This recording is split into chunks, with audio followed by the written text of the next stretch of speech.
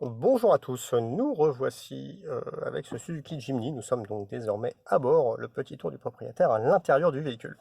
Alors, on a vu l'extérieur, c'est très sympa, très typé. Bah, l'intérieur aussi, avec un petit mélange. D'un côté, on a par exemple devant nous un très joli volant multifonction très moderne, avec ici toutes les commandes radio, notamment ici le petit bouton info qui nous permettra de faire défiler les informations à l'ordinateur de bord. Je vous montre ça après.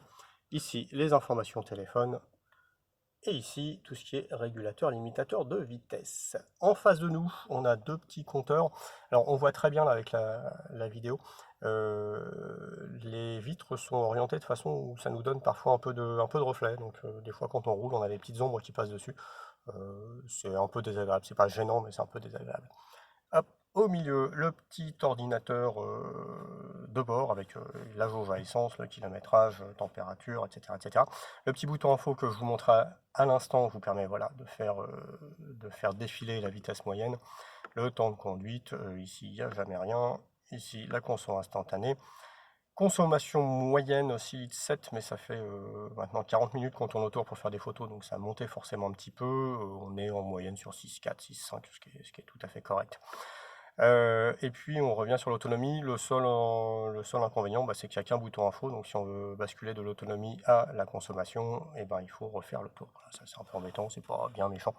On parlait de design, là c'est assez rigolo aussi, je sais pas si vous voyez bien, là ici on a des espèces de fausses vis, ou c'est peut-être même des vrais d'ailleurs.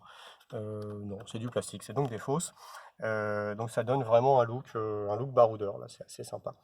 Hop, sur le côté, ici, on vous montre les petits boutons avec le réglage des rétros là. Hop, ici pour désactiver l'alerte anti-collision. Alors c'est assez rigolo parce qu'on est à la fois sur un 4x4 avec des fonctions très rustiques et puis à la fois des aides à la conduite très très modernes, le maintien dans la file ici aussi. Et puis ici un petit bouton pour activer le lavage des phares. Voilà, on est dans un vrai 4x4 donc on peut éventuellement avoir besoin de décrasser les phares. Hop, on bascule au niveau de l'écran central. Voici. Écran central de taille tout à fait correcte, avec l'interface très agréable à regarder. On a la petite étoile au milieu là qui nous redonne un rappel sur GPS, tout ça, téléphone.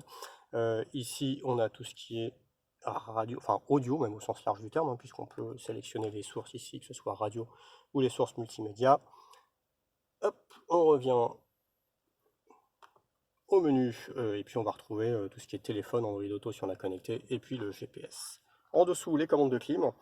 Alors le design est très sympa, on a l'impression que c'est de la fonte, bon c'est du vrai plastique, mais il n'empêche que pour le look, c'est très très agréable. Et puis en dessous, les petits basculateurs avec les commandes de vitres électriques, de gestion de la descente automatique, et puis l'ESP qu'on peut désactiver, notamment quand on est en 4x4 sur route, vaut mieux éviter. Et puis connecteur USB. Hop, le côté droit là, en face du passager, pareil, un vrai côté 4x4 avec cette poignée de maintien. Donc c'est vraiment rigolo parce qu'on a un mélange entre des choses très très modernes comme cet écran par exemple ou ce volant, et puis des choses très 4x4, à la limite du rustique, comme le design un petit peu de la clim ou de la poignée, ou éventuellement, je peux vous montrer ça aussi, on a une finition avec des vrais morceaux de métal de couleur carrosserie dessus. Ce qui est rigolo. Alors, on aurait probablement critiqué sur plein d'autres voitures, mais ici c'est cohérent. Hop, un petit coup d'œil sur l'habitabilité arrière, forcément limitée, on est sur une voiture de 3,60 m quelque chose. Et puis dans le rétro, on a une vraie vue sur la route secours. Donc ça, c'est également très très sympa. Et puis pour terminer, on va vous montrer un petit peu au milieu des sièges, parce que d'habitude il ne se passe pas grand chose, si ce n'est le levier de vitesse, donc on a là forcément. Mais là, on a un levier complémentaire ici qui va nous permettre de sélectionner, puisque c'est un vrai 4x4, de sélectionner les modes dans lesquels on va rouler. Donc en standard, on est en 2 roues motrices, voilà. Et puis si on veut, on peut passer, hop, avec une simple rotation du levier, on entend le petit long en 4 roues motrices. On a l'icône ici qui se met au tableau de bord. Et puis, si on veut vraiment aller crapahuter méchamment, on appuie dessus, on ramène vers l'arrière, on entend le bip, et là on a carrément les ponts bloqués, les vitesses courtes, et accessoirement l'anti-collision désactivé. On ne devrait pas en avoir besoin normalement. Donc voilà, c'est au milieu, c'est rustique, mais ça fonctionne, ça fait hop, le job sans aucun souci. Juste à côté de ce levier de vitesse. Alors au débattement un petit peu long, mais on s'attendait à pire, donc non, c'est plutôt pas mal finalement. Voilà pour ce tour du propriétaire intérieur dans ce Suzuki Jimny. Le reste de l'essai à retrouver sur www.driveemotion.fr.